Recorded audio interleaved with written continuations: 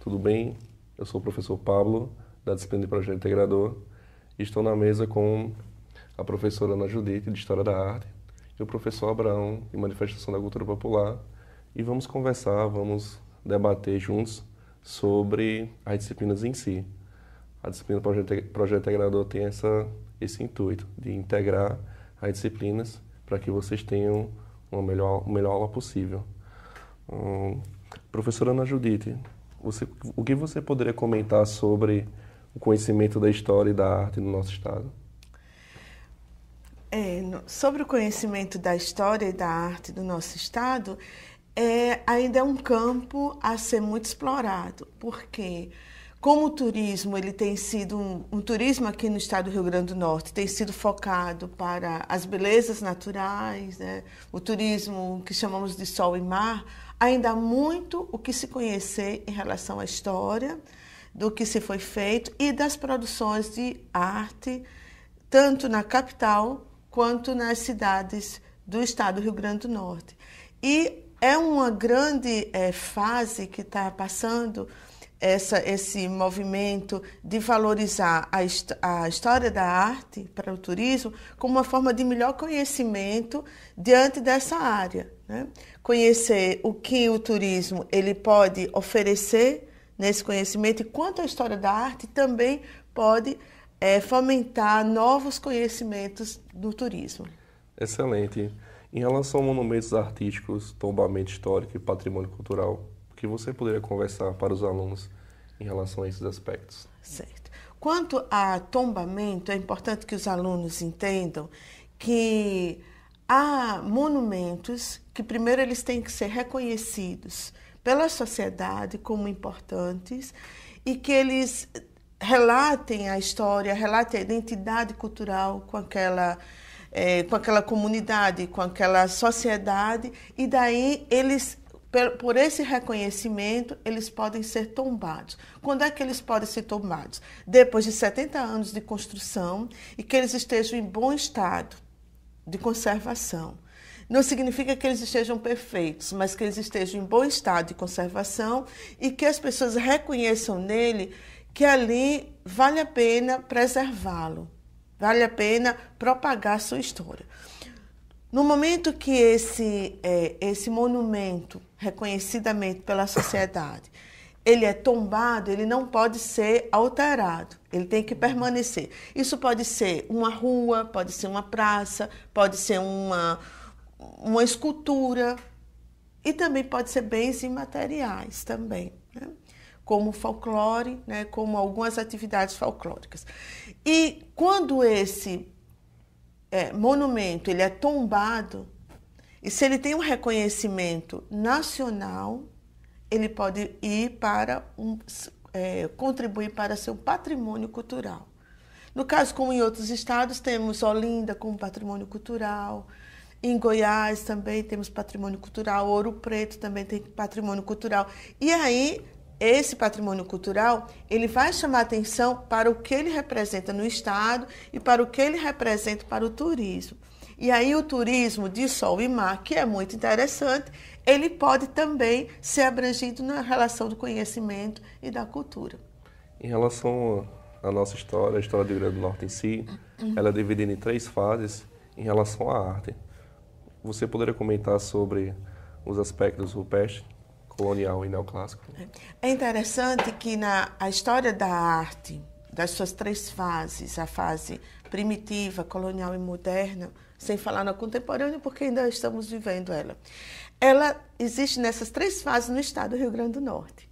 E muitas vezes nós desconhecemos esses patrimônios, né? Por exemplo, na história da arte, na fase primitiva, temos vários sítios arqueológicos em algumas localidades no Rio Grande do Norte, como, por exemplo, em Cerro Corá, em Currais Novos, em Apodi.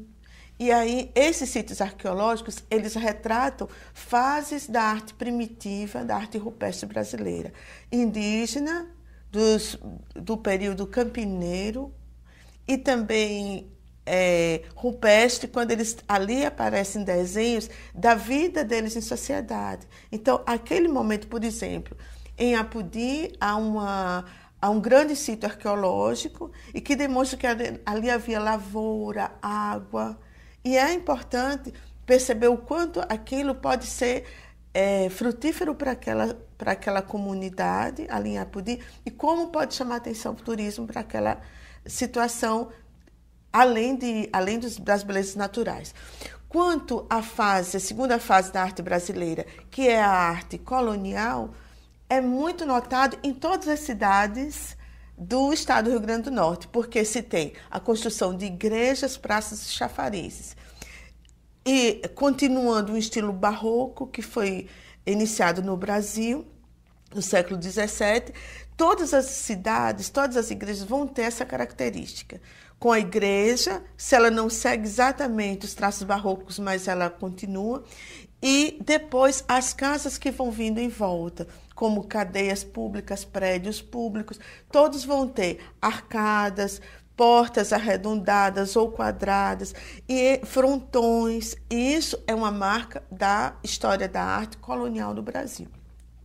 Passando para a parte neoclássica, e aí foi uma grande influência do imperador Dom Pedro II na construção de teatros casarios, palacetes.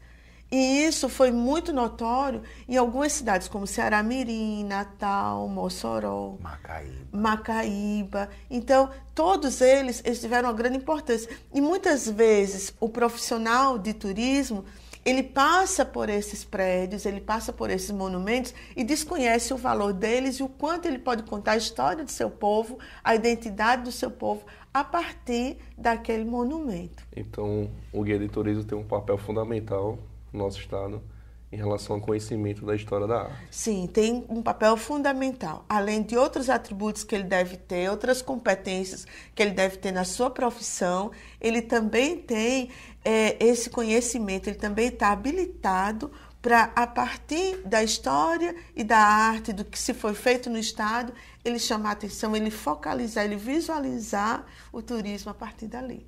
Excelente, professora. Muito obrigado pelas orientações, excelente explanação.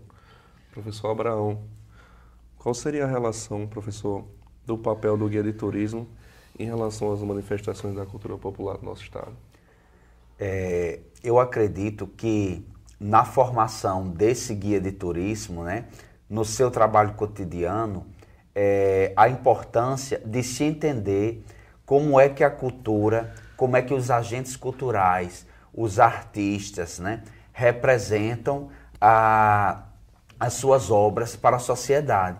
Então, o guia de turismo, nessa atividade cotidiana, ao entender como se dão essas manifestações culturais da cultura popular, ele vai poder fazer uma melhor intervenção dentro do seu trabalho. Ele vai reconhecer, vai identificar como é que são essas linguagens, né? O teatro, por exemplo, a música, o artesanato, os aspectos folclóricos da atividade folclórica. Então, o guia de turismo ele vai poder fazer uma melhor intervenção nesse sentido, poder levar o turista a essas manifestações, não de uma forma inconsciente, mas de uma forma crítica, de uma forma com intervenção bastante positiva, porque ele vai estar identificando para esse turista como é que se dá aquela dança em São Gonçalo do Amarante, por exemplo. Como é que a manifestação cultural Araruna, que é uma dança, né, uma dança de origem, né, norte-riograndense, né? E todos esses aspectos da cultura que aparecem na sociedade. Ele vai estar proporcionando em sua atividade, né, juntamente com o turista, esse feedback, essa linha de atuação. Excelente, professor. O turismo de eventos no nosso estado tem um potencial incrível. Como o guia de turismo pode se favorecer em relação a isso e como o turista pode enxergar esse turismo de eventos para conhecer a nossa cidade e, consequentemente, adquirir novos conhecimentos, por exemplo? Então, ao longo dos anos, não é, as políticas culturais foram se preocupando em estabelecer uma organização de eventos para que o turista que vem que vem à cidade, que visita Natal, o Rio Grande do Norte, Mossoró, por exemplo, para que esse turista ele possa conhecer um pouco da nossa cultura. Então, como exemplo prático, né, espetáculos são organizados, né, através das leis de incentivo, onde os artistas eles montam seus trabalhos e esse trabalho muitas vezes serve de cartão postal, né, cartão postal da cidade ou até mesmo do Rio Grande do Norte. Então, o turismo de evento ele tem sido fortalecido nesse sentido. Cabe ao guia de turismo ele ter um olhar crítico sobre as manifestações que acontecem na sociedade, né?